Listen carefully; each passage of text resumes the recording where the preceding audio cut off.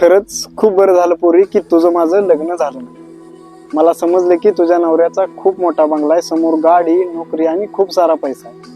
आता तुझं जगणं सुद्धा चांदीचं नवं कोरोना नाही. परवा आली होतीस गावात तेव्हा पाहिलं तुला चोरून, तुझ्या अंगावर देखील आता खूप सारं सोनं. माझं वास्तव आणि तुझ्या स्वप्नांचा डोंगर याचं कधीच जुळलं नसतं गाणं. माझं आयुष्य म्हणजे कोळ्याचं जाळं आणि घर म्हणजे नुसतं चारही बाजूनी गळकं पत्र्याचं पानं. पोरी, तू सोडल्यानंतर मला जग कळायला लागलं, विरहानंतरचं प्रेम कळायला लागलं, कळायला लागलो तो आयुष्याचा प्रवास. पण खरंच तुझ्या विना जगणं सुद्धा वाटायला लागलं वनवास. पण तू काळजी करू नकोस, सावरेल मी स्वतःला. आलीच तुझी आठवण तर हात ठेवून या हृदयावर आवरेल माझ्या मनाला. जर आलाच एखादा हुंदका तर पाणी डोळ्यातच आठवेल.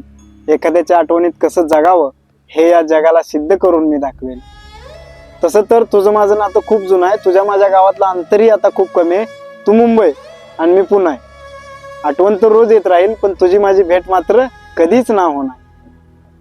माझाही थोडा पारा चढला होता जेव्हा अचानक तू माझा धरलेला हात सोडला होता. तू सोडल्यानंतर काही दिवस मलाही अंधार दिसत होता, वाट सापडत नव्हती आणि तो चंद्र सुद्धा हरवला होता. आता मीही थोडा सावरलोय. चंद्रच काय, अख्खी सूर्य मला उघड्या डोळ्याने पाहतोय. कधी काळी तुझ्या स्वप्नात जगणारा मी आता वास्तवात जगू पाहतोय. तूही बोलली होतीस की वेळ पडली तर सोडेन मी माझ्या घरच्यांना. तूही बोलली होतीस की वेळ पडली तर सोडेन मी माझ्या घरच्यांना. आता तूही थोडी जबाबदार झालीस. शंकराची पार्वती होता आली नाही तुला, पण तू या कृष्णाची खरी राधा झालीस.